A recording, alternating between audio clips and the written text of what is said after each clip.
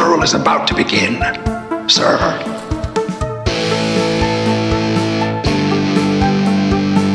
I think we just picked up Dracula.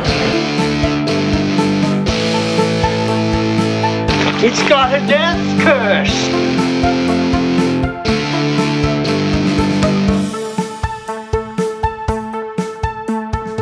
Are they slow-moving, Chief? Yeah, they're dead. They're all messed up.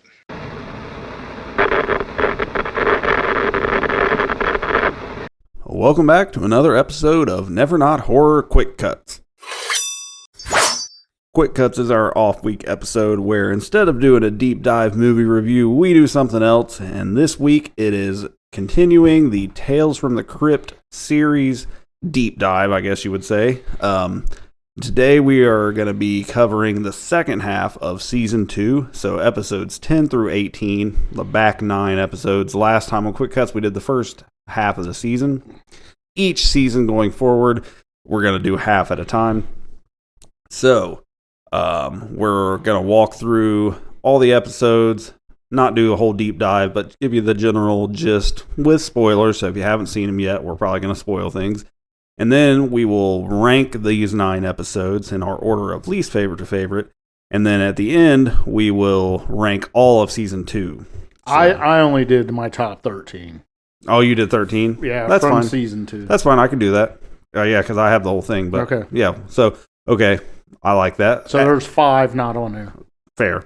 As is tradition with Never Not Horror, we do top 13s around here. So, so yeah, we will do our top 13 of Season 2. And then when this whole thing is over, after we've reviewed all 7 seasons, we're going to do our top 13 of the entire series. That's going to be fun. Yeah. So, I am Steve Clark. I am Rich Hansel. So as we do on Quick Cuts, before we get into our feature discussion, we like to talk about what we've been into horror-related. Always a good time for movie recs, book recommendations, or just general horror stuff. Occasionally a little bit of news here and there. So, Rich, kick us off this week. What have you been into horror-related? I believe I mentioned that I was... On the last Quick Cuts, I was reading I Know a Place by Nat Cassidy. Yes. I did finish that. Really good. Highly recommend it. Highly recommend it. I will definitely check it out. Very good stuff. He's a very promising writer. I think he's going to do a lot of good things. And then I finished an audiobook called Incidents Around the House by Josh Malerman. I've read that. I might have pitched that to you or told you to do that. Yeah, you might have. Yeah. It's kind of told by a perspective like of a young girl. Like a 6-year-old, yeah. Yeah, and her name's Bella, and of course she lives with her mom and her dad and her other mommy who lives in the closet, and it's kind of very, very creepy. Yeah. You're not sure if she's just a ghost or a demon or what throughout the movie until the end. I don't want to spoil it, but I highly recommend. The audiobook was really good. Yeah. I listened to it as well, and I don't know if I would have liked it as much if I would have read the book. Because the lady that does the reading, she does a great job of sounding like a little girl. Yes, she nails it. You feel like you're listening, and the whole movie is written like it's her telling a story. Yeah. Very good stuff. I liked it. They're making a movie of it. Oh, really? The movie is called Other Mommy. Oh, shit. Yeah. It's creepy. It's creepy. Very yeah, I've recommended it to people as like one of the creepier books I've read in a long time. Yep. I started a physical copy of Mr. Murder, it's Dean Koontz. And this is a reread for me. I read it in 1996. And I always jot down inside the book of what I think about it. Like a little, and I was quite the critic, and I want to read to you what I wrote in 1996 I like this. In this book. So he's got his hardback copy from back in the 90s. Yep. And it says, I wrote down, I started it on January 3rd, 1996, and I finished it January 9th, 1996, so it took me 6 days. Knocked it out in a week. So it must be pretty good. And then, here we go. This is my pretty good story, great ending. All right. Little two-liner. I like it. Quite the critic back then when I... Right. Yeah, but I thought it was funny when I looked in there, and that's what I wrote back in Pretty good 1996. story, great ending. And as I'm reading it now, I don't remember anything about it, so it's like the first time. Rich and I were talking about it when I got here today, and I read it as a teenager as well. My brother, Jim, recommended it to me as a handful of starter Dean Koontz books, and I remember liking it, but it's been over 20 years since I read it, and I don't remember very much about it. I'm loving it right now. Yeah. I'm about a third way through. I like really Dean Koontz. He, people, I don't know why, but and some of his newer stuff has been a little but I've seen in writing or book circles that Dean Koontz kind of gets a bad rap a little bit, people make fun of it, but yeah, I don't know why, because I really like Dean Koontz. I've read 5 of his, 5 or 6, and I loved them. Oh, I bet I've read 20 Dean Koontz books in my life. Holy shit. I mean, when I was growing up, through my teen years, after I had graduated from Goosebumps and stuff like that, there was kind of a holy trinity for me.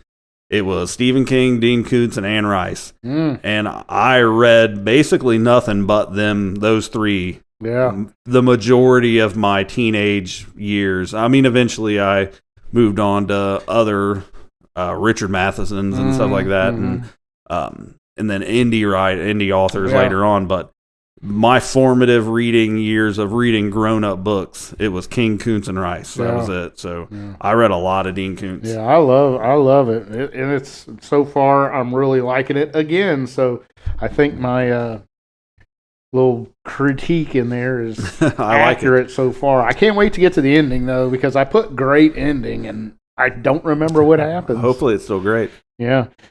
We should do that for our deep dive reviews. Yeah, we should do a book. The podcast would only take 30 seconds. Our Never Not Horror How review. Great story, or good story, great ending. Well, that'll do it for Never Not Horror. All right. I started another audiobook. A guy by the name of Marcus Cliver. Cliewer. I'm thinking maybe he pronounces it with a V, like German. Okay. But it is called The Caretaker. I think it's a brand new book. Okay. I can't think of what he wrote, but it is a DNF for me. I didn't like it at all. The character, it's 2 sisters. Well, it starts at the beginning, and it's kind of interesting. In the beginning, there's a man that has a house, and he's keeping dead people at bay, like ghosts at bay or something. Okay. And that's his job, and that's what he does. And his wife doesn't even know why he's out at night and stuff.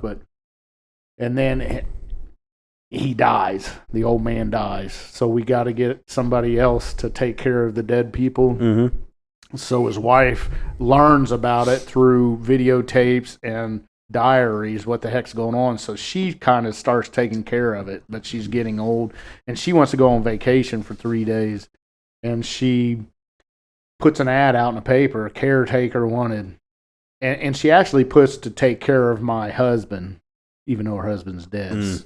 But it's just, so some young lady comes in, and she needs a job really bad, and she's like, okay, so what do I got to do? And the lady says, if you do this, I'm going to give you $9,000 and it's 3 days work. Okay. And so this lady is broke, and the characters are why I had to DNF it. I mean, they are so broke, and he writes them as so lazy. I mean, they're like victims of society. They blame everybody else for being poor, and it's just like, oh my God, I'm tired of listening to these. And I don't know if he's trying to make you hate the characters, but I hated them. I don't think he was. Yeah. I think maybe that's his outlook on Yeah. And he just wasn't writing women. Some men just can't write girls. Like, you could write girls very good. Oh, thank you. I don't know if I do, but I think you do. Thank you. But this guy, man, he missed the mark because these girls were just. It's her sisters involved. Her little sisters involved in it too, and she is just as pathetic and lazy and sorry as her older sister. It's like. Oh, I got you. I was like, this is a DNF for me. Sometimes you got to pull the plug, man. And it sucks because I wasted a credit on it. Oh no! But I heard great things about this Marcus Cliver, but this I'm not familiar at all with that. This one isn't for me. So when I DNF'd that, there's a podcast called Anthology of Horror, and the host is. He calls himself Spring-Heeled Jack, and nod to the Jack the Ripper. Yeah, and he rewrote a script of more modern script. It still takes place, but the Legend of Washington Irving's Legend of Sleepy Hollow, which is probably my all-time favorite ghost story and maybe even book. It's just amazing. It's one of the greatest books ever written. And at first I was like, I don't know, but I like this guy's podcast, and man, he did a hell of a job. Nice. It was really good. He just took out some of the harder words because Washington Irving, way back then, they used a different dialogue, really. Their writing was way different. But he kind of, I'm not going to say dumbed it down for us, but just made it more modern. The writing style, but it still takes place back in the day when the Legend of Sleepy Hollow. But that was really good. It's like when they do versions of the Bible that don't use modern language. Right, exactly. So I highly recommend that. The podcast called Anthology of Horror, and it was a rewriting of Washington Irving's Sleepy Hollow. Was it just like an episode of his podcast? Yeah, and he just read his version of it. Gotcha. And it really good. And then I finished another audiobook today, actually, and this one might it's called The Montauk Monster by Hunter Shea. I've not read that one. I didn't like it. Okay. Yeah, it was hard to follow. There's so many characters, and as I was listening to it. I was thinking of what to say to this podcast of one of the reasons I didn't like it, and the thing that came to mind for me was you've seen a Godzilla movie, right? Yeah. And Godzilla just runs down the streets and he's killing people. Yeah. You see just people just dying. He bites their heads off. Well, in this, it seemed like instead of just like riding, he picks a boy up and bites its head off and discards the body or whatever. He's like, he picks up Johnny Smith, whose mother is the librarian at the local school, and he really likes comic books, and there's a backstory on everything. Single, and it didn't, there was no need. I got you. I will give another. Yeah, I've never read that one, so I don't know. The one you said, I could not find the audiobook. What was the one that you recommended?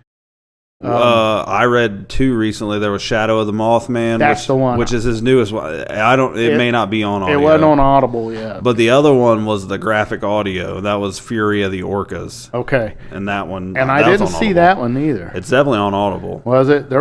I saw two on there. So actually, because I won the download code for that for free, and it wasn't on Audible. It was like on the Google Play Store. So I wonder if it's not. I would assume it's on Audible, though. I couldn't find it. Let's see. Because I really am into the Mothman, so then I saw the Montauk Monster, which that's another cryptid, and I thought, well, I'll listen to that one. Yeah, it's on Audible. It is? Yep. Oh, Fury of the Orcas. What about the Mothman? Oh. That one may not be. Not yet. He may just may not have one yet. Okay, I am going to give that one a try, but the actors were okay because it is total it's like listening to an old radio broadcast. Oh, was it graphic audio too? Yeah, it was. Okay. Yeah, so it had like 15 different actors on it. All right, well, give another one a shot, because I mean, I've read like 5 Hunter Shea books, and I've enjoyed all of them. Yeah, so. It was just so much. I think it was maybe a 6-hour listen. I think it could have been a 3-hour listen. Yeah, okay. If they would have cut out, I mean, every single death had a backstory to the person. Okay, I got you. And it was a little much for me. And then finally, I did see a new movie. Went to the theater, me and my daughter. I sent a screenshot to you of the ticket. We went and saw The Backrooms. How was it? I liked it. Okay. It was creepy. It was... and I'm not one that knows anything about the Backrooms. I don't know a lot. I mean, I know a little bit, but not a lot. Yeah. And I did look it up. I kind of did a little backstory on it, and I did see, like, back in 2006, I want to say somebody said, put a creepy picture up. And this one person just put up a picture of a back room, an office area. It was like a furniture store. And that one, that was like, and then people slowly started diving into it. Yeah. And so The Backrooms is, I would highly recommend it. And I'm not a big A24 fan, and the A24 did this one, but I'm happy that I saw something a little different from A24 that wasn't like the bleak. And not that this was up-tempo or anything, but it wasn't so dark and dreary. That is A24's thing. I mean, it's very heavy. Yeah. And I did hear, unfortunately, that they got the rights to the Texas Chainsaw Massacre. They do. And I'm so scared they're going to fuck that up. But the guy that directing it is Curry Barker, who directed Obsession, that is just blowing the roof off of stuff right now. I think we're going to go see that this Thursday. Both of my actually, I think all 3 of my kids have seen Obsession now. Yeah, because I think we might go see that one if it's still playing. I'm sure it will be, because it's blowing up. Yeah, it is. Yeah. So that's good news that you said. I'm optimistic. Yeah. We'll see. I mean, I think it's going to be different for sure, but we'll see. But that was a lot of stuff I got into. Yeah. The last 2 weeks, but what about you, Steve? We have switched roles. I have very little to report. Yeah. Well, I talked about I can't use this excuse anymore after this, but my son's graduation stuff is all done now. Party's over and everything, so things are settling down a little bit. But yeah, despite there being tons of movies currently available on streaming that I want to watch, that stuff that's hit like Paramount Plus and Peacock and Hulu, I have not watched anything new. The only movie that I watched was The Funhouse a couple times, and then Tales from the Crypt. I do have a couple books I finished to talk about. One, absolutely recommend it for you, for my brother, anybody. Was a really good book. I listened to it on Audible. It is by Ronald Malfi. It is called Small Town Horror. And it is a guy who his childhood friend calls him. He has moved away from his small town where he grew up, and he's like a lawyer in New York now, but his friend from childhood calls him and tells him he needs to come back home.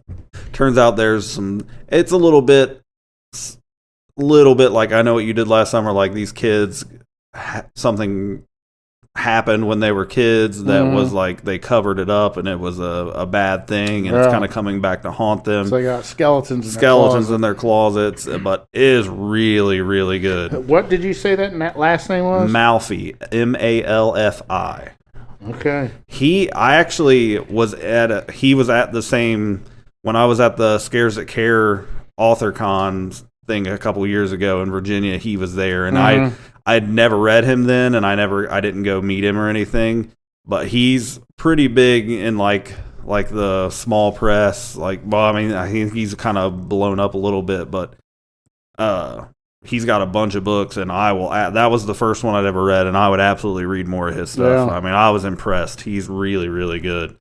Great. I mean, put you in mind of Stephen King kind of stuff, like wow, like coming of age, like the stuff that happened when they're kids, and then it's a lot, kind of like an It feeling story where you got what happened when they were kids, and now they're back as adults and trying to work it out. But it's much darker.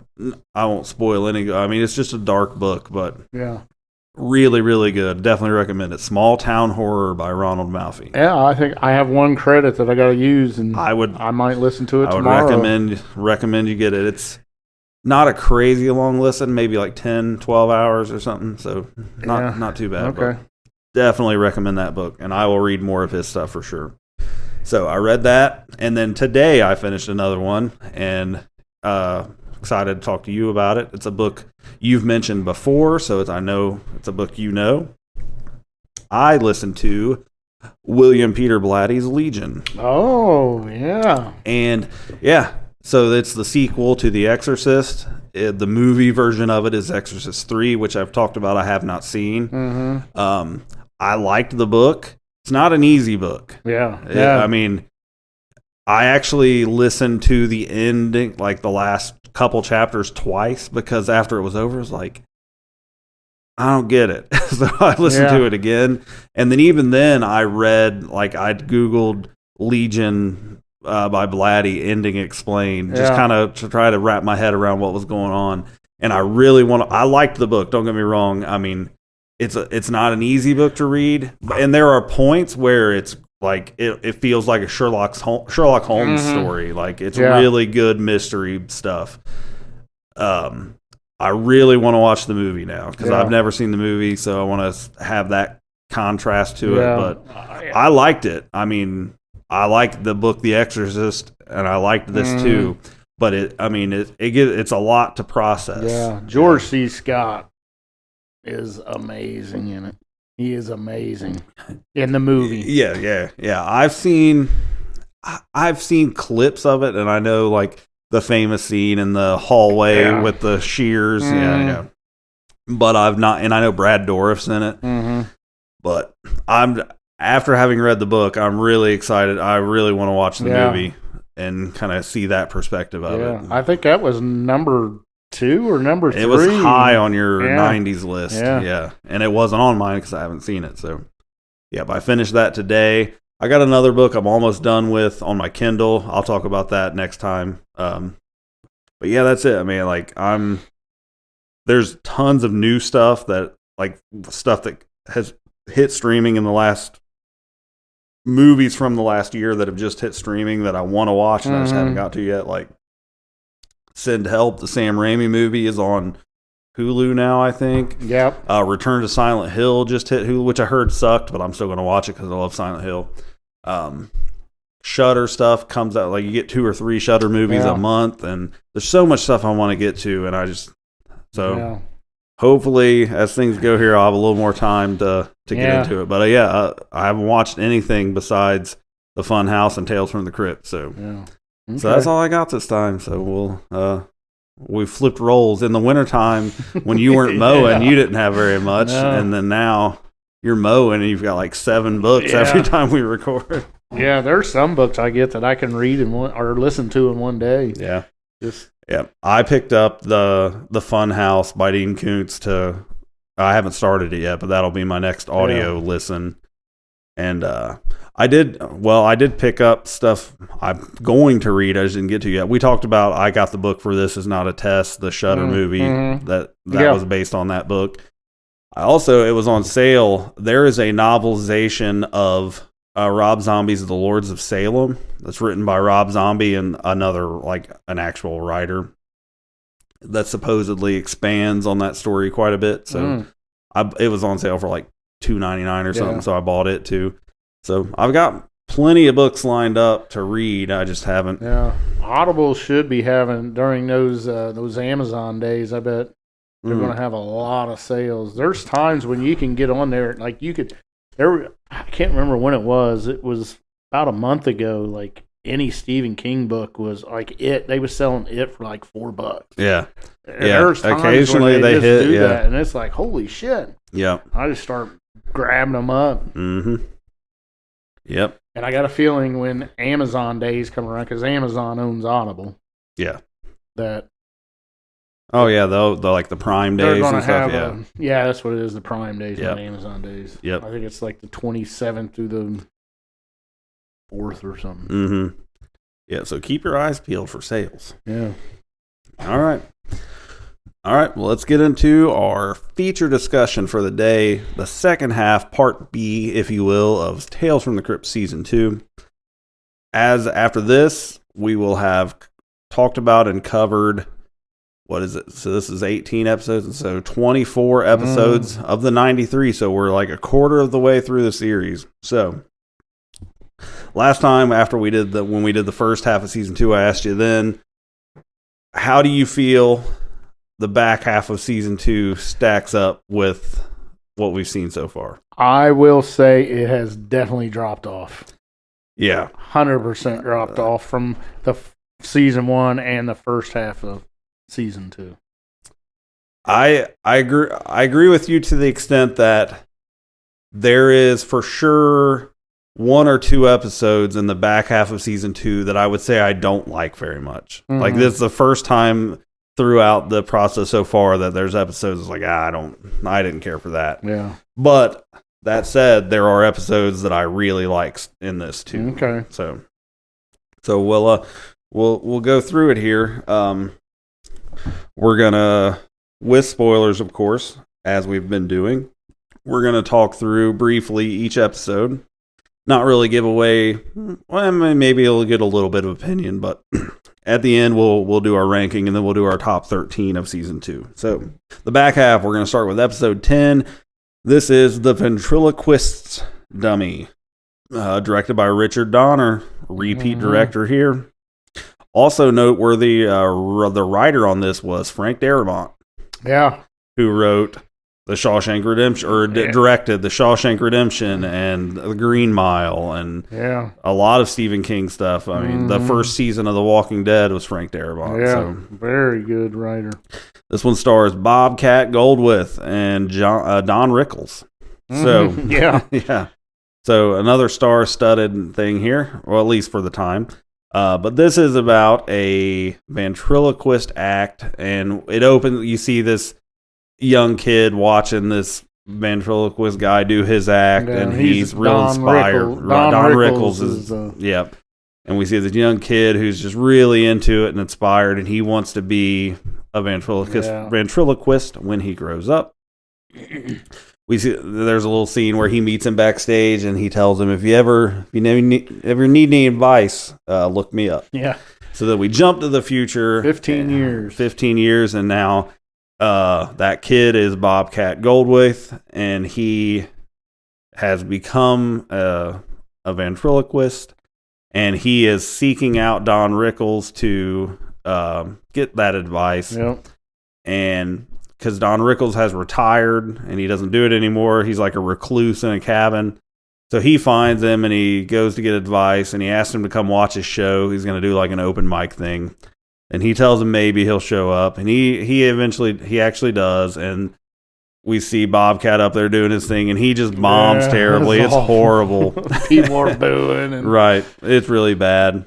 So he goes back to the Don Rickles' cabin to tell him thanks for nothing. Basically, thanks for coming. I'm sorry I let you down. And ultimately, it turns out that Don Rickles was so successful because his puppet hand was actually a conjoined twin and is like this living like thing. Underdeveloped. Yeah, it's just his hand, twin. But it talks, and it's like a smart ass, and it ends up it gets chopped off, but Bobcat is gonna grind it up in like a meat grinder.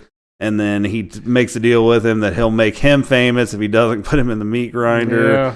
And then so we cut a little ways into the future, and he's having a great show, Vegas or whatever. But then the hand turns on him, and yeah. So that's basically it. It's a kind of a goofy one, but that's it. The ventriloquist dummy. All right, episode 11. Judy, You're Not Yourself Today. This one's directed by Randa Haynes. Yep. Who did Let's Scare Jessica to Death, which I've never seen that. Are you familiar with that at all? Not at all. I didn't I think I recognized I've heard one of it, them, but that movie. Let's scare Jessica to death. Yeah, I think I have not heard of that one, but I think I did see, because I looked up her filmography, and I think there was one in there I may have heard of, but it wasn't a horror or anything. It was like a love story or something. It stars Frances Bay, who was Happy Gilmore's mom. That's what I knew her as. Or no. Yeah. Happy Gilmore's mom. Carol Kane from The Princess Bride and Scrooged. So in this one, we got this couple who live in this kind of uppity subdivision or like neighborhood and whatever. And they get door-to-door salesmen. The husband's a big gun nut, and he goes to the gun range all the time. Yeah. Very proud of his gun rights. And there's a scene where like a anti-gun door-to-door person trying to get him signed up for a petition shows up, and he runs him off basically. But so he goes to the gun range, and the wife is there alone, and this old lady shows up selling cosmetics, and she lets her in, and turns out she's a witch, and she gives the woman a necklace, and she steals her body. Yeah. So the husband comes home, and he finds this old lady in his house that says it's his wife. And he starts quizzing her on all these things that only his wife would know, and she can answer everything. Yeah. And he's like, "How would you know that?" And his wife, the body of his wife is at the train station, and a guy calls him, or she was at the bar or something. Yeah. And his buddy at the bar calls him and tells him that his wife was. I made a note of this because I thought it was a cool line. But he said, "Your wife is here," and he's like, "She told me to go to hell like she knew the way." I thought that was pretty funny. So he ends up going to he kind of believes that the old woman is actually his wife, so he finds his wife, her body at the train station, trying to run off and leave. And he gets this idea. He sees a tabloid magazine, somebody reading a tabloid, and it's like National Enquirer, like someone's tumor turned out to be an alien or something. Yeah. And he gives him this idea. So he tells the witch lady in his wife's body that he's like, "You don't have to leave just because of the tumor, and like, because you only have so much time to live. Don't spend it away from me." So tricks her into thinking that his wife's body has cancer. And so she switches back. Yeah. And when he left home, he had locked her in the closet, the old lady. So now the witch is stuck in the closet. And it turns out they go home, and he kills the witch and buries her in the basement. But then at the end, the wife is still kind of obsessed with the necklace, and she ends up putting it on, and they switch bodies again. So you got a corpse walking around with his wife's voice, and it ends up with the Tales from the Crypt twist ending where he kills the witch in his wife's body, and then she switches at the last minute. So now his wife is dead, and the witch is dead, and he's miserable. So yeah, that is Judy. You're not yourself today. All right, episode 12, which I will make a note here that if you look up like on Wikipedia the order of episodes, this is not number 12, but Shudder has it listed as 12, so they get a little out of order. But so the order we are going by is the order they are on Shudder. Okay. So episode 12 is called Television Terror.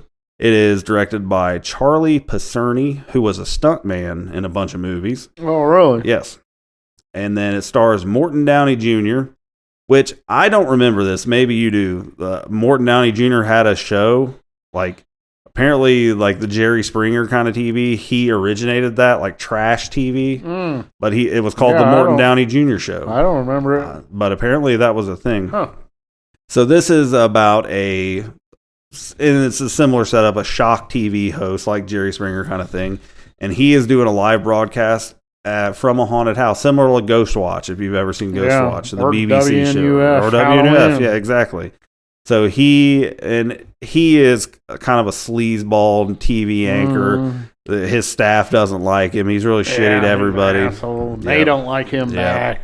Yep. So it's the setup. He's telling the backstory of the house. He brings a psychic in, and the psychic refuses to go inside because they'll be in danger.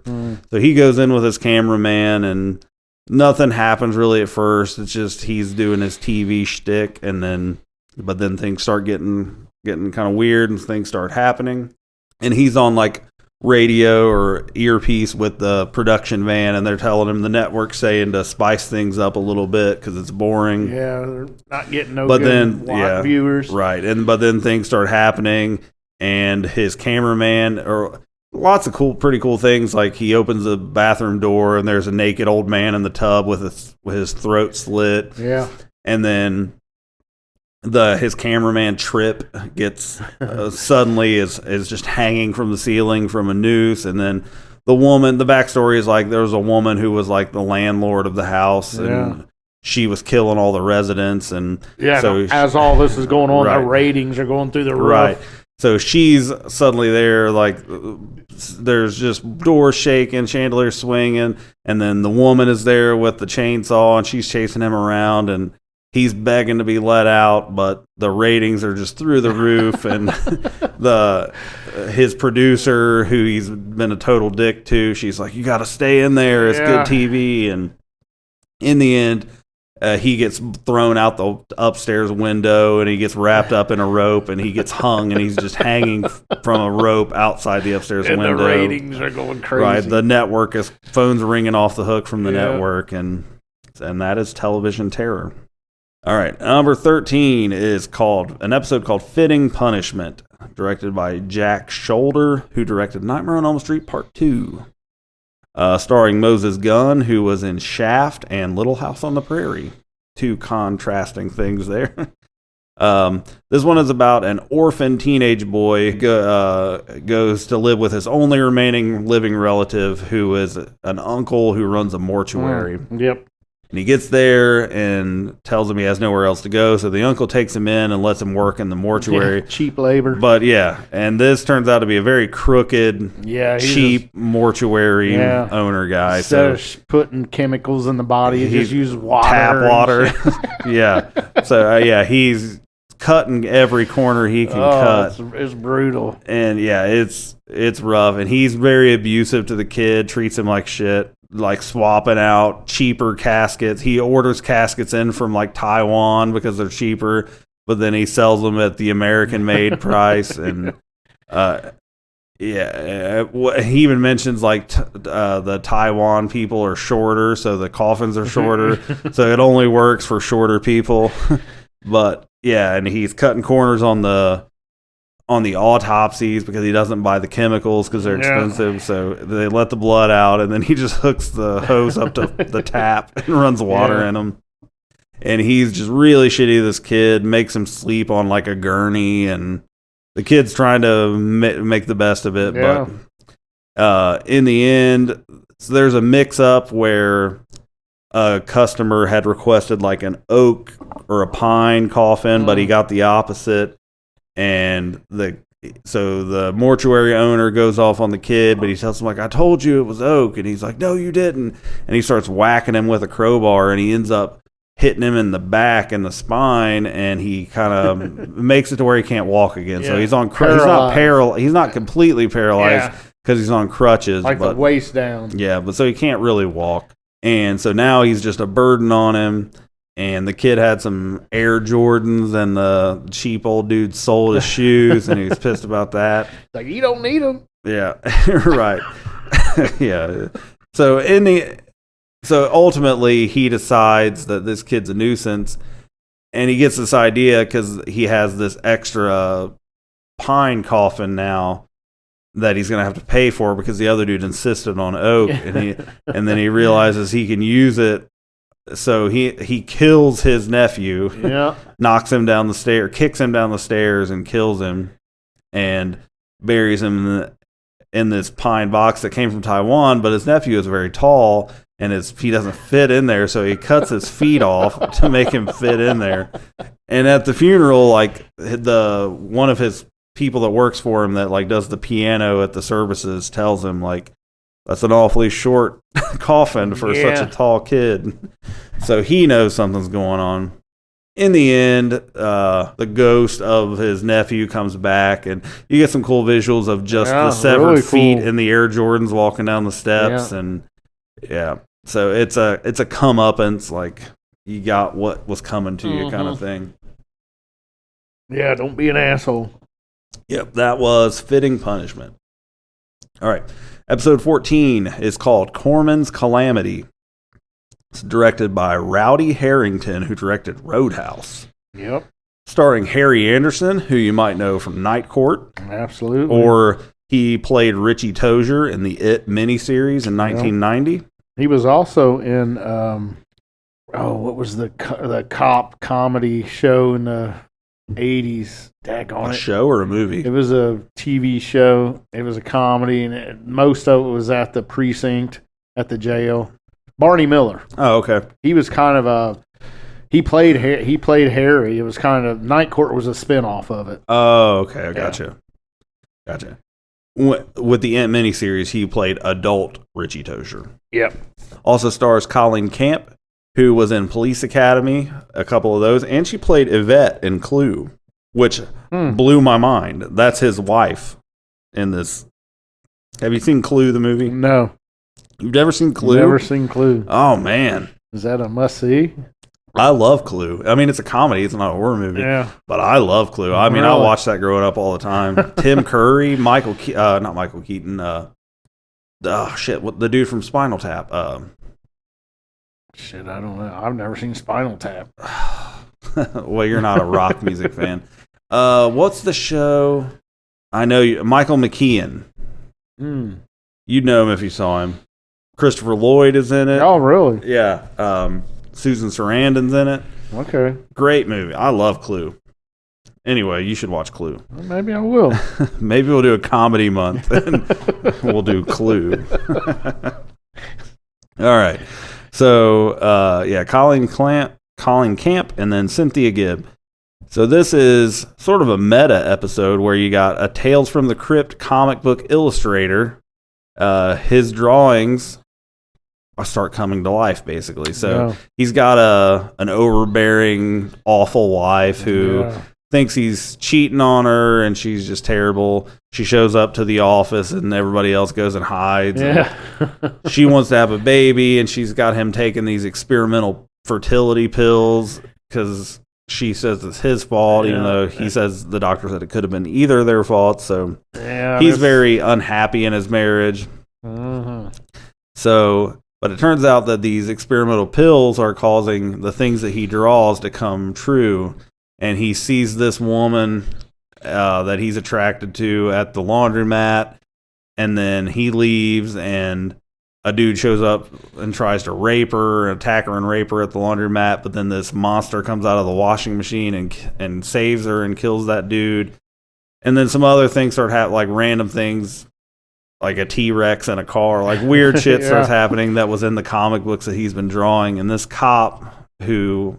the lady at the laundromat was a cop. Yep. So she starts putting the pieces together, and she goes to talk to him, and they kind of hit it off, and he's falling in love with her, but his wife finds out, and he just needs a way to get rid of the wife. He needs a way to get with, and he figures out a way to do it.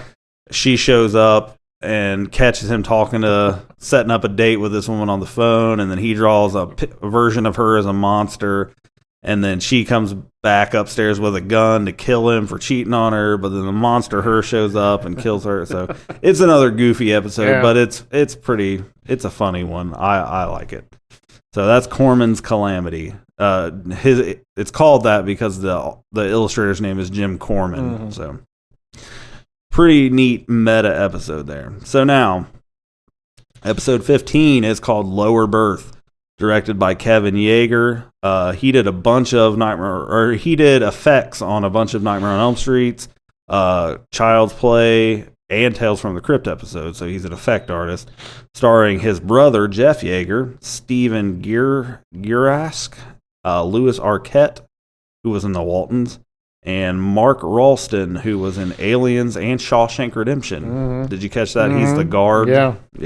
So this is about a carnival freak show, very similar to the Funhouse that we just watched. Yep. And they have a feature attraction of Enoch, the two-faced man. Almost a very similar makeup, And the guy who handles Enoch kind kind of gets into a dispute with the manager of the freak show. And he finds out that Enoch is dying, so this guy's use for him is kind of fading out. Yeah, he's afraid that he's going to lose his job. So he needs to find a new freak, basically. But this salesman gentleman guy overhears this, and he makes an offer to Enoch's owner that he has a mummy that he won in a card game, and he wants to basically middleman this dude and have him put it in the freak show, and they'll 60-40 the profits from it. Yeah. And that'll keep him in employment even if Enoch passes away. So he's got Myrna the mummy now. But it turns out that he stole that from a legit source, from like a museum or something, and he stole it to steal the necklace that the mummy is wearing, which is like priceless jewels.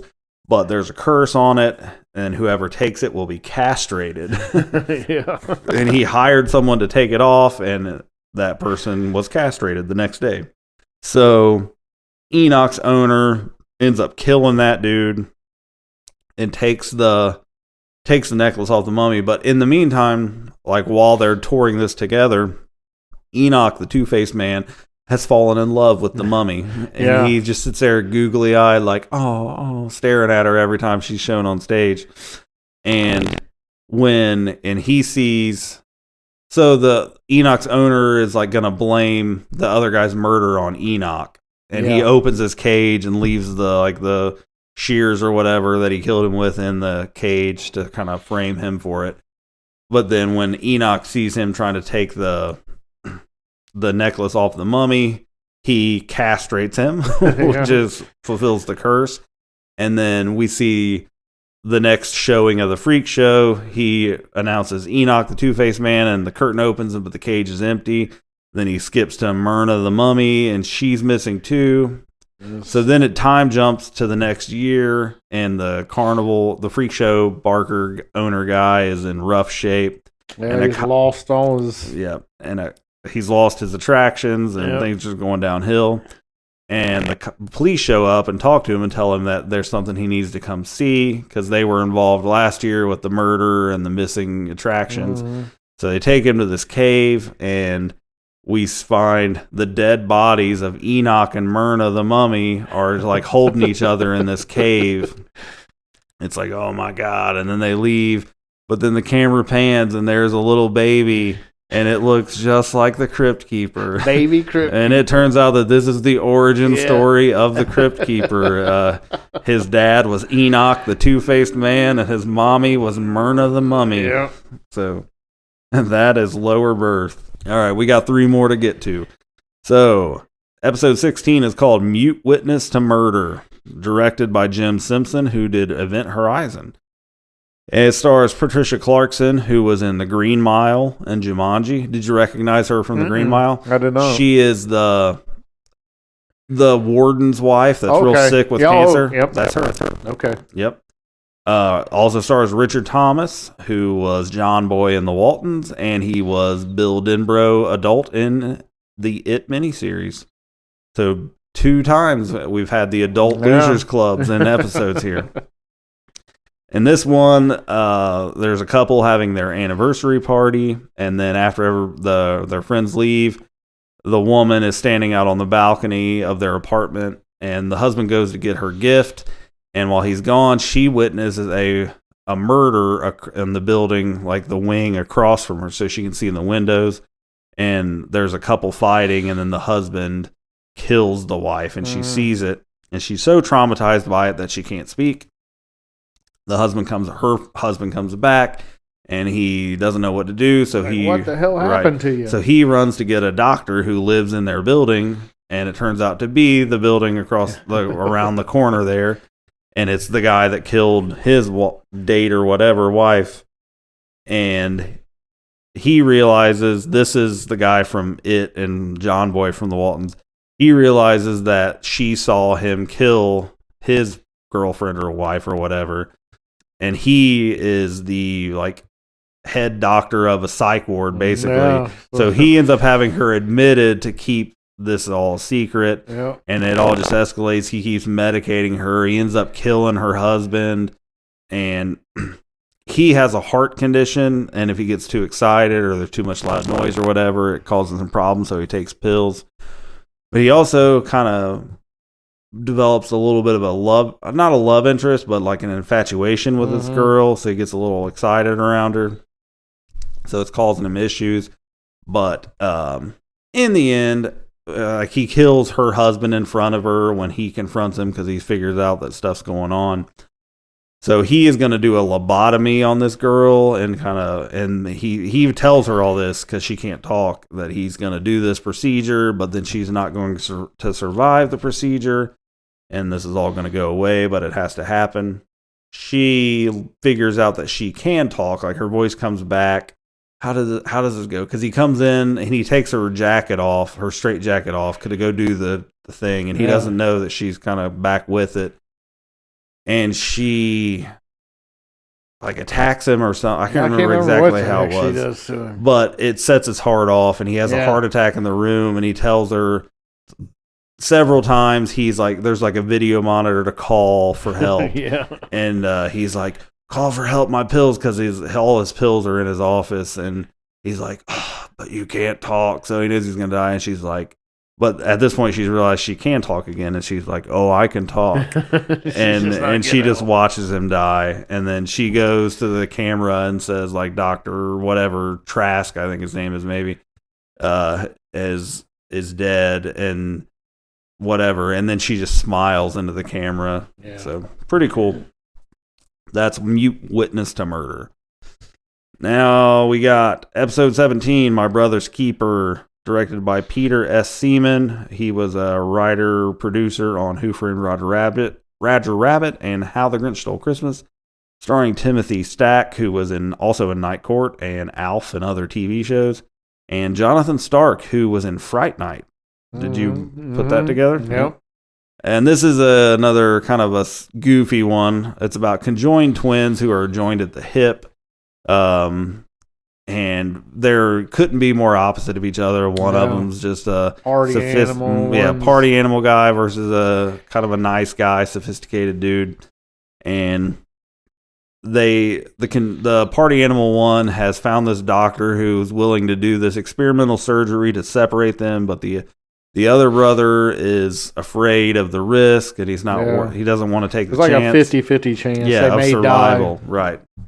He ends up meeting this woman at a bar, and they kind of hit it off. So he's trying to make it work with her while his conjoined twin is there, and she's on board for a while. But ultimately, there's a funny scene where he's laying there with her, but his conjoined twin has like this dominatrix like whipping the shit out of him, and it's just, she's like, this is too weird, I gotta go. So, but it turns out that the brother, the party animal one who wants to do this procedure, hired this woman to pretend to like her, the other one, to give him a reason to want to separate, to sign. So, because he doesn't want to be stuck with him anymore. He's a drag. Yeah. And so she gets him to basically she tells him she can't marry him unless he does this procedure, so he's going to do it. But then she has a change of heart and feels bad and comes back, and she's like, don't sign the paper. It's like, he hired me to do this, but I actually fell in love with you, and I don't want you to do it. It's not worth the risk. But then the brother ends up killing her, and then the good brother tries to kill both of them and take a bunch of pills, but they wake up in the hospital. Basically, the other brother kills the girl, but he says, like, they can't do anything to me because if they kill me, they'd kill you. Right. And then he's bragging about it, like, you can't do that.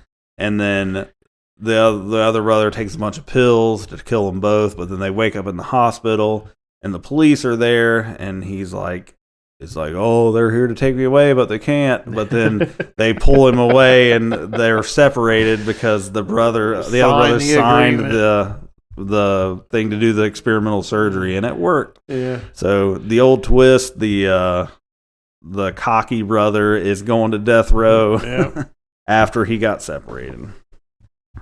And the last episode of season 2, episode 18, is called The Secret, directed by J. Michael Riva, who was a production designer on Goonies, Lethal Weapon, Iron Man 1 and 2. So, starring William Frankfather, Grace Zabriskie, Larry Drake, the Dr. Giggles, back again in another episode. This is the other orphan boy story. This is about an orphan boy who gets adopted from a orphanage by a strange couple who only come out at night. They're very rich. He's got a very nice life. He's got this butler. That's what Larry Drake plays, the butler. And he just gets to eat all these desserts and nice foods, and he's trying to kind of get used to his new parents and wants to go to ball games and do stuff, but they can't do it. And then in the end, it turns out that these parents are actually vampires, and the butler, Larry Drake, he was in on it they were going to give him the gift of immortal life of being a vampire if he helped them. Basically, they're just getting kids and sweetening them up to make the blood sweet and then to feast on them. But Larry, the butler, took a liking to the kid, and decided he didn't want him to be eaten by vampires. So he turns, but then the vampire couple kill him. The kid runs away, gets out into the woods, but then it turns out that he has a secret of his own, and he is a werewolf, and he says that he has a taste for vampires. And then the werewolf kid kills the vampire couple. Then he goes back to the orphanage where there was a worker who he really liked, who was nice to him, but then the owner was mean and shitty. And he comes back and basically is like, I'm back, and there's going to be some changes around here. And that is The Secret. So that is the rundown of the back half of season 2. So now we'll do the first of our 2 rankings here. So this is our ranking of just these 9 episodes. Season 2, Part B. Rich, 9 episodes here. What is your least favorite, number 9, of the back half of season 2? Number 9 is going to be My Brother's Keeper, episode 17. The conjoined twins that need to be split up because of the girl. Yeah.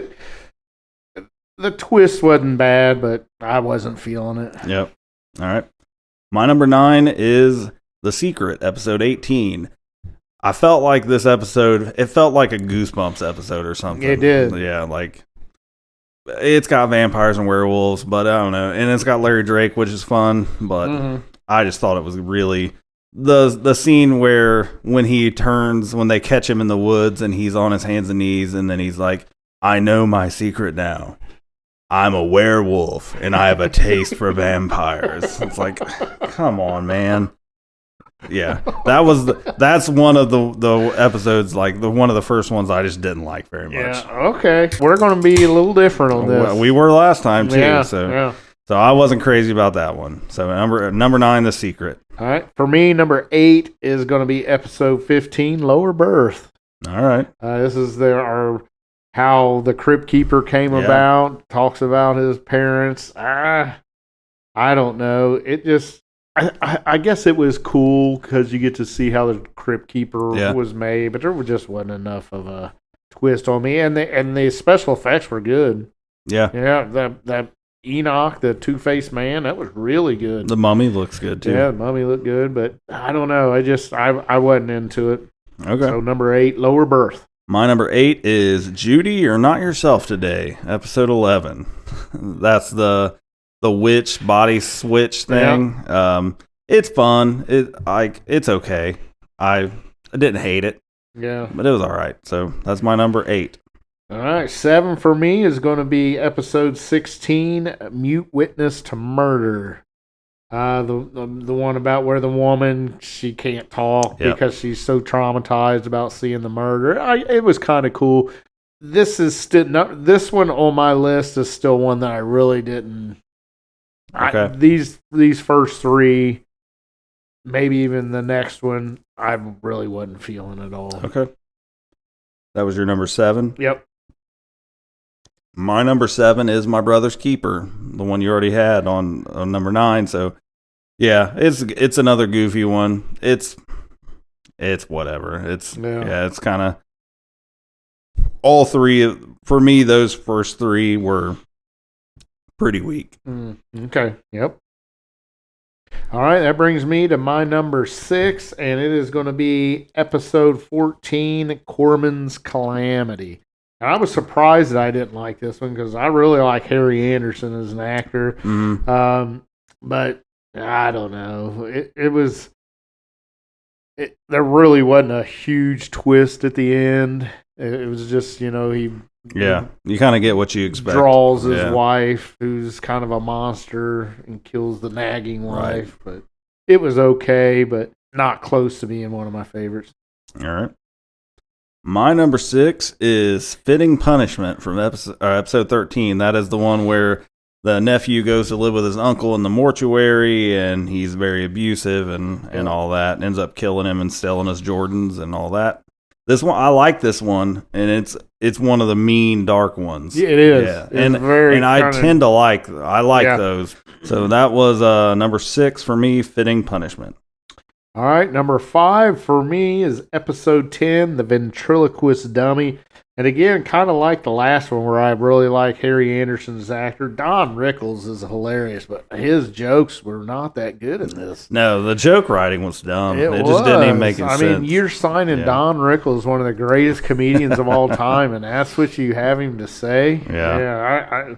I didn't get that. Bobcat Goldthwait, I thought he was pretty good, but so this is middle of the road. This is probably the first one that I kind of liked. It was okay for me. Yeah. The other ones, I struggled through them.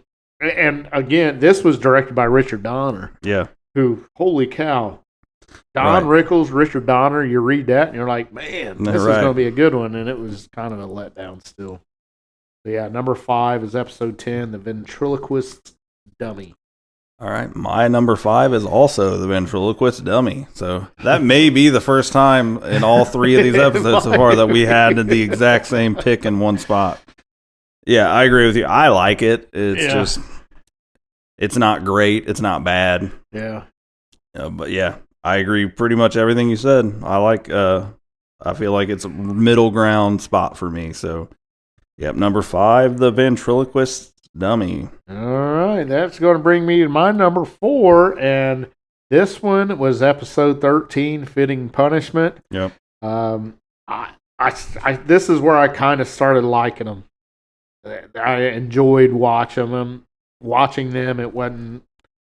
The other ones has almost felt like a task, almost like homework. Yeah, the podcast. The saving grace is that they're pretty short. But it is. 25 minutes can be a little long if you're not having a good time. Yeah, this is the one about the cheap-ass mortician, and he gets his nephew. He comes to live with him and uses him as cheap labor. And this one was dark. It was kind of creepy, especially there at the end when the ghost comes down the steps on the crutches. Yeah. And I was like, holy shit. And his feet are gone. Yeah. So I liked Fitting Punishment. Yeah. Personally, so number 4, episode 13, Fitting Punishment. All right, my number 4 is Corman's Calamity, the Tales from the Crypt illustrator, and I get it's goofy and it doesn't have really the twist, or the twist isn't mean like they normally are. Like it's a happy ending, so that's different for the series. But I like just that it's a Tales from the Crypt comic story, so that's fun. Pretty cool. I like that. So yeah, normally those aren't my favorite kind of episodes, but I like that one quite a bit. So number 4, Corman's Calamity, episode 14. All right, that brings me to number 3, and this one was really high on yours, and I'm surprised you didn't like it as much. But it is episode 18, The Secret. I enjoyed this one. I like the idea of the werewolf getting revenge on the vampires and. I don't know. I liked it, and I did like the ending where the kid. I didn't remember what he said. Yeah, but I liked the way he looked, and then he did look good. The werewolves look good, and then he attacks the vampires, and it was just. I thought it was kind of cool. But it almost felt like a reason to get vampires and werewolves in the same episode. Sure. But anyways, number 3 for me was The Secret, episode 18. All right. My number 3 is Mute Witness to Murder, about the one you already had it on your list. Yep. The woman that witnesses the murder across the way. I like this. I think part of me is swayed by Richard Thomas that plays the doctor. Yeah. I grew up watching the hell out of the It miniseries, mm-hmm. So seeing him in anything is always like that dude. Yeah. But yeah, I like that one. It's pretty mean too, like with him killing her husband right in front of her, and she can't say anything. Right. So I thought that one was pretty good. So I'll give number 3 to Mute Witness to Murder. All right, number 2, and this one was way up on your list too. I'm going to go with Judy, You're Not Yourself Today. Wow. All right. That is my number 2. I had fun with it. I thought the husband was just so stupid and funny. It was comical to me. And then he figures it out, and then he doesn't. But I just thought it was funny. And then the very end, when he's holding her and he's talking stupid shit again, it's like all NRA stuff. And it was definitely anti-gun episode. Yeah, it was anti-gun, and you know me, I love guns. Right. So I shouldn't like it. But right. I did. I had fun with it. So number 2 is Judy, You're Not Yourself Today. All right. That's cool. My number 2 is Lower Berth, episode 15. So that is the Crypt Keeper origin story. Yeah. The guard from Shawshank being in it, I really liked him. And like you said, the effects were so good on Enoch, the Two-Faced Man, and the Mummy. Yeah. And it's got that carnival vibe that the Funhouse had. So, and I'm a sucker for that. So I really, and the comic story of Lower Berth I've read before. It's in one of my issues, but it's an early issue of Tales from the Crypt, and so I knew it from that. And so that one I have nostalgia for it and a lot of throwbacks to stuff I like. So number 2 is Lower Berth. That means we have the same number one, and I had a feeling we would. I did. I had a feeling we would. Go ahead. All right, my number 1 is going to be Television Terror, episode 12. This is our TV host, our cocky TV host that's going to go investigate a haunted house live on air. Yep. And he has the production crew that doesn't like him, and he's an asshole, but ratings are up, so let's just let him keep going. Leave him in there. Leave him in there. Yeah. And I was getting definite WNUF Halloween vibes off of it. Yeah. It's been done before, you know, but I still enjoy it. As I'm sitting here picturing in my mind this episode, I'm picturing the guy off of WNUF. Yeah. Even over Morton Downey Jr. Right. That guy is in my mind like he's in both things. You got the psychic dude, but you could have had the burgers. Yeah, but I had great time with it. This is the one, and I love this one. Yeah. Yeah. I love this one. So number 1 is Television Terror. I love it too. It's my number 1, Television Terror. This is the episode that I remember from childhood that is my favorite Tales from the Crypt episode. Oh, really? Yeah. So, I mean, we've got 5 seasons left, and a lot of them I haven't seen. Yeah. But of the ones I've seen that I remember from growing up, this is the one that I had pinned as my favorite episode. I remember staying up I talked about this before, staying up till midnight on Saturdays to watch Tales from the Crypt on Fox. Yeah. And I remember watching this episode and being scared to death. Like being a teenager, and like I'd seen a lot of shit and not much bothered me. But this episode creeped me the fuck out. Yeah, it was creepy. Yeah. Just that final scene where he gets blown out the window and he's hanging outside. Yep. So good. And I'm a found footage mockumentary guy. Yeah. Like, I love that shit. So this is just icing on the cake, a Tales from the Crypt found footage news doc thing. Awesome. Yeah. I'm curious to see where it falls in your top 13. Yeah, right. Because growing up, one it was my favorite one that I remembered. So yeah. That'll do. So that's our ranking of part 2 of season 2. So now let's talk overall season 2, and we'll do it. So there are 18 episodes. We'll only do the top 13. So this is going to be our episodes from tonight, or from this episode, and from the first half, from 2 weeks ago. All right, you want to kick it off, or you want me to? I'll kick it off. So 13 for me is going to be Till Death. And this is the one with... the love potion, voodoo love potion. Yeah. Is that Demi Moore in this one? No. Okay. Till Death is the one where the land developer gets voodoo from the voodoo priestess lady. Yep. Okay, yep. That's right. So that is my number 13. Okay. My number 13 is My Brother's Keeper, the conjoined twins. And like I said, I wasn't crazy about that episode, but it's funny at times. It's got a good twist. So my number 13 comes in at My Brother's Keeper. All right. For me, number 12 is going to be episode 6, The Thing from the Grave. That was the Gus Ferrer episode. Yes. Yeah. Yep. All right. My number 12 is Fitting Punishment, episode 13, The Nephew in the Mortuary. We'll rattle this off because we've already talked at length about all these. So, So my number 12, Fitting Punishment. Okay, my number 11 is Fitting Punishment. All right. That's number 11 for the record, episode 13. Till Death was my 14. So this is the first one on the back half of season 2 for me. Yeah, both of my 13 and 12 were on the back half. So, all right. So my number 11 is from the front half. It is... So my list here doesn't have the episode numbers from season 1. Mm-hmm. It is Three's a Crowd. That is episode 5. Episode 5. That's the one where the husband thinks his wife is cheating. And with his best friend. With his best friend. Turns out he kills his pregnant wife. Twist. It was. And to be fair, I'll throw this out here.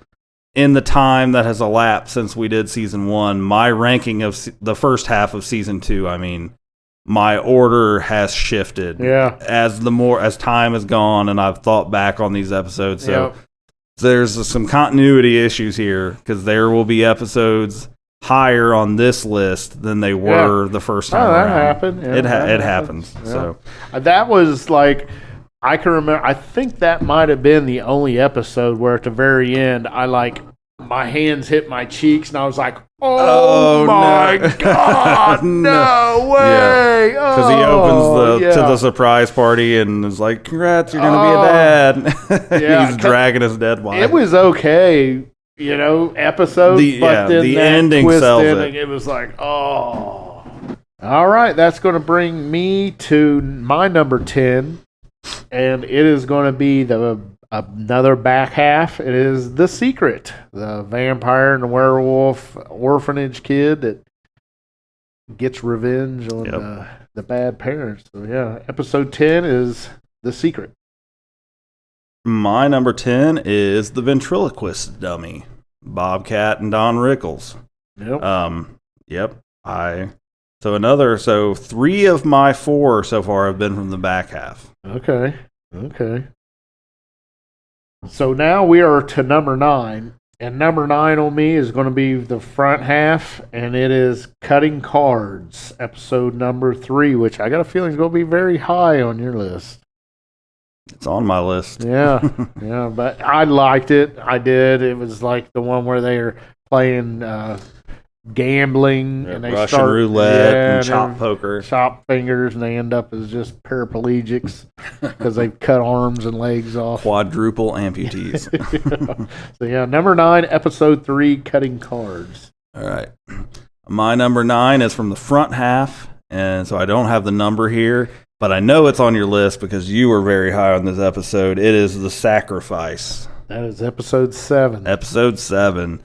That's the one with the insurance agent who kills the rich man and gets with his wife, but then there's the big double cross and a really good double cross. Yeah. So yeah, that is number 9, The Sacrifice. All right. Number 8 for me is going to be episode number 2, or Arnold Schwarzenegger, The Switch. I liked it. It was okay. Yeah. The ending, when the girl falls for the old guy that she didn't like in the beginning. Right. It just, he sold his whole empire away to try to get with this young girl. And it was all for nothing. Yep. Poor guy. But yeah, number 8 is episode 2, The Switch. All right. My number 8 is from the first half, and it is, you have to help me on the numbers if you have it. It is for Crying Out Loud. I don't have that Okay. on my list, Okay. Spoiler. I could go back. It's it doesn't really matter. It's the one with the concert promoter who's trying to steal the fundraiser money for the Amazon, and then he's got his inner voice. Sam Kinison is screaming in his inner voice. As a fan of rock music, I had a good time with this one. Iggy Pop was on it. Iggy Pop, and then you had Katie Seagal from Married with Children. It's another goofy one, but I enjoyed it. A lot of stuff up my alley. So number 8 for Crying Out Loud. Oh my God, I screwed up because I do have it on my list. Oh, what number is it? Yeah, well, I'm not there yet. Okay. No, I mean what season? I'm sorry. It is episode 8. Okay. Yeah.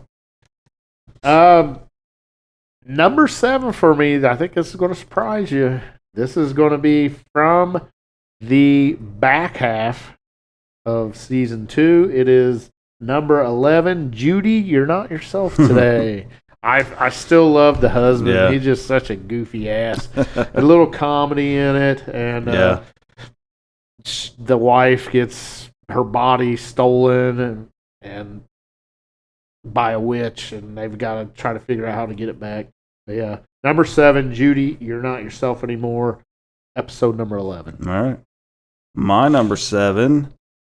You called it would be on my list, but I don't think it's as high as you thought it would be. It's Cutting Cards. Whoa, episode 3. I thought it'd be way higher. That's one that dropped a little bit from previous ranking. So I still really like this one. It's kind of a legendary episode. Great stuff, but Cutting Cards, number 7. All right, it brings me to 6, and this is you had it already on yours. It is episode 8 for Crying Out Loud. Okay. So I actually had it higher. Jeffrey Price directed. Yeah, Sam Kinison playing his conscience, trying to get him to not do bad things. But yeah, number 6 is episode 8 for Crying Out Loud. All right. My number 6 is episode 14 from the back half, Corman's Calamity, the Tales from the Crypt Illustrator issue with Harry Anderson. Yeah. It's just fun. I like it. It's a not serious at all, more comedy and goofy than anything else, but it's a good, fun episode, so I like it. Number 6, Corman's Calamity. All right. To number 5, I have episode number 5, Three's a Crowd. When you touched on this one, like I mentioned, that ending was just such a gut punch of an ending. It was like, oh no, you dumbass. But yeah, Three's a Crowd is number 5. Okay. My number 5 is from the back half, episode 16, Mute Witness to Murder. Again, I just Richard Thomas, I love him. I just like it. I mean, it's a good suspense, dread building kind of thing. So I was a big fan of it. Episode 16 is my number 5, Mute Witness to Murder. All right, that's going to bring me to my number 4, and this is going to be the one with Demi Moore. It is episode number 1, Dead Right. Yeah. I liked it. I like the big fat slob guy that she's supposed to marry him and they're going to get the money. Yep. And then she's going to inherit, or her husband's going to inherit money, and it happens to be it's because of her because she won a sweepstakes. Yeah, he's going to inherit her money. Yeah. So I enjoyed it. But yeah, number 4 is Dead Right, episode number 1. All right. My number 4 is one that moved up from the first half over my time to think about it and reflect. And it is going to be, I believe it is episode 9. It was your number 1, Four-Sided Triangle. That is my number 4. That's the girl on the farm, kind of the free slave labor, falls in love with the scarecrow. And the more I think about that one, the more that one really sticks out to me. That was good stuff. So, I still, I moved it up on my list a little bit. And it is now number 4 overall from season 2, Four-Sided Triangle. All right, that's going to bring me to number 3. And I was really surprised that a back half was going to hit this spot, but it did for me. I couldn't leave it out, but it is Television Terror. Episode 12 is number 3 on my list. Again, there's something about that found footage or real life, live. Events happening in a haunted house. I love it. Yeah, it's great. It's great. Robert Downey Jr. does a good job, even though I picture the guy from WNUF. Right. But great episode. Television Terror, episode 12 is my number 3. All right. My number 3 is from the first half. I don't remember the number, but it is The Thing from the Grave. Episode 6. Episode 6. And this was my number 1 from the first half before. Yeah. So, okay. So The Thing from the Grave, that's the one, Miguel Ferrer, the photographer and the abused model with her agent. He just plays a good He's such a good dickhead, man. So good. Not many do it better. So for sure. Yeah, The Thing from the Grave is my number 3. All right, here we go. Top 2, and both of mine are going to be from the first half of I know what one 2. of them is for sure. Yeah. Number 2 for me is going to be episode 7, The Sacrifice. That's the one that I knew for sure. Oh, yeah, so I know them both. Yeah. Okay. The Sacrifice. It was on yours. Yep. Just really liked it. A gnarly twist at the end. Yeah, for sure. Yeah, but number 2 for me is episode 7, The Sacrifice. My number 2 is Lower Berth, episode 15, the Crypt Keeper origin story. I just love it.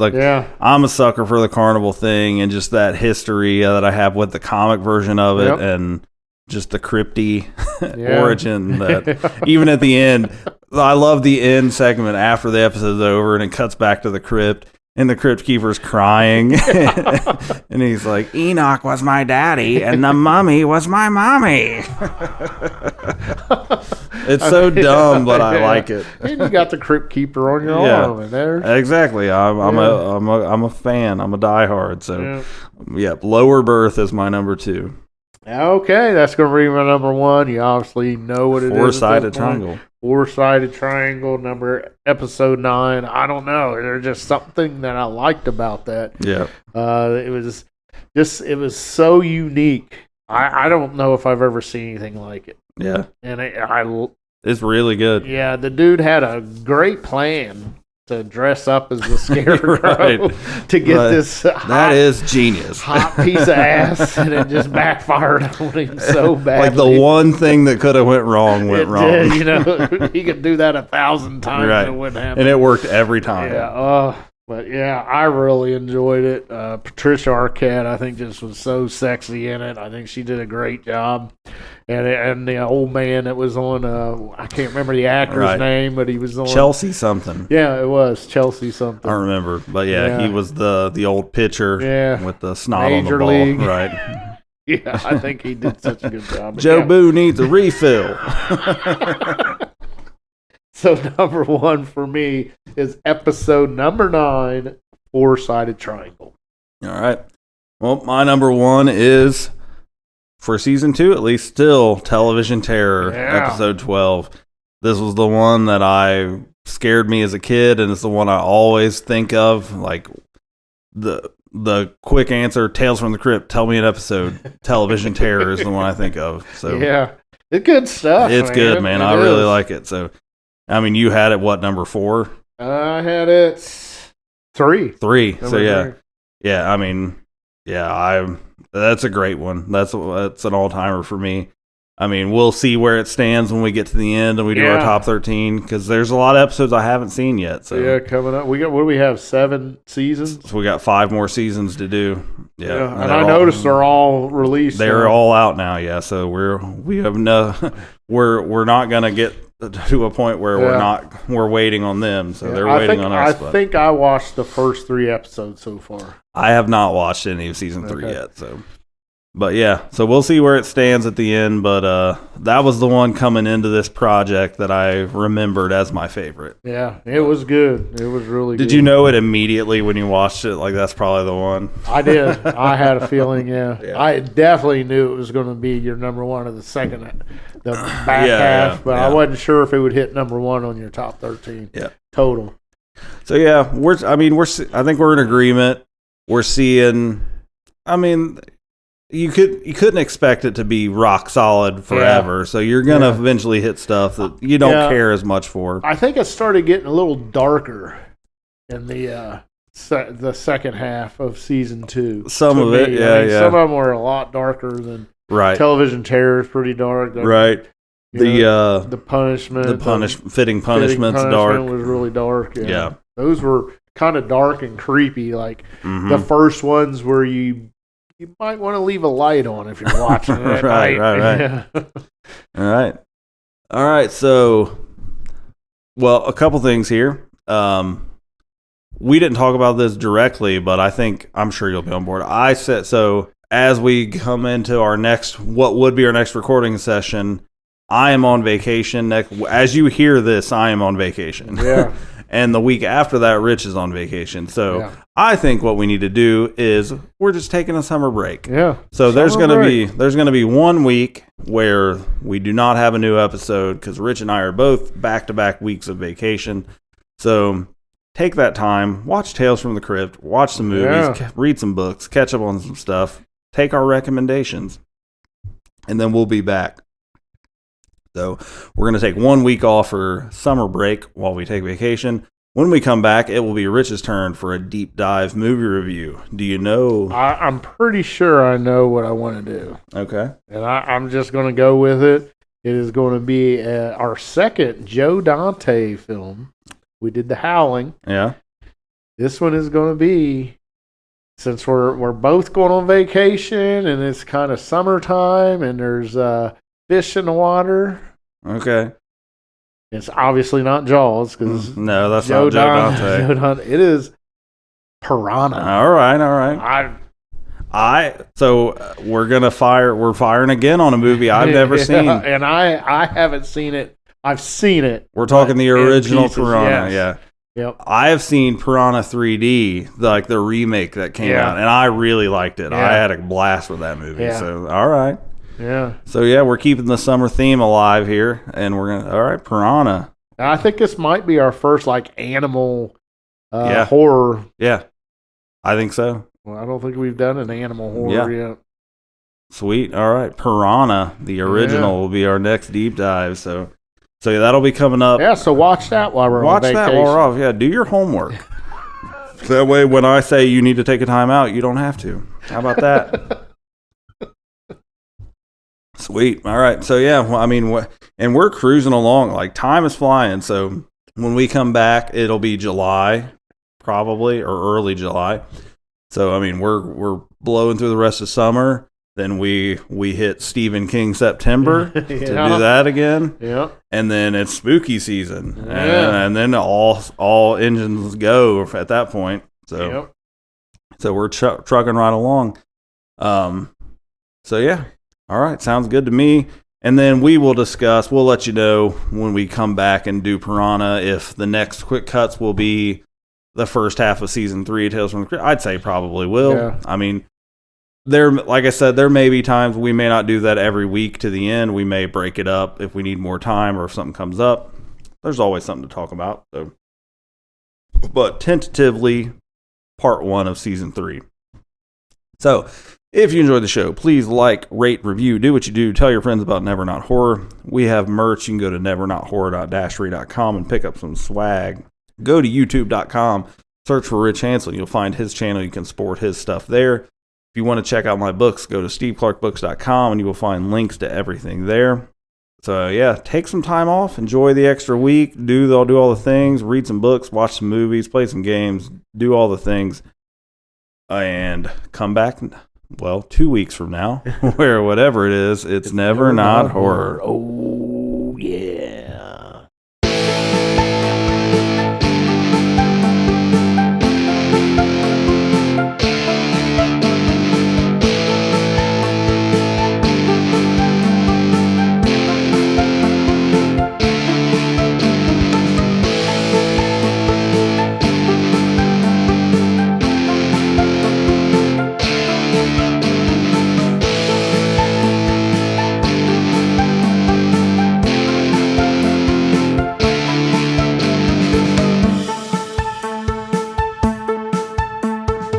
Are they slow moving, Chief?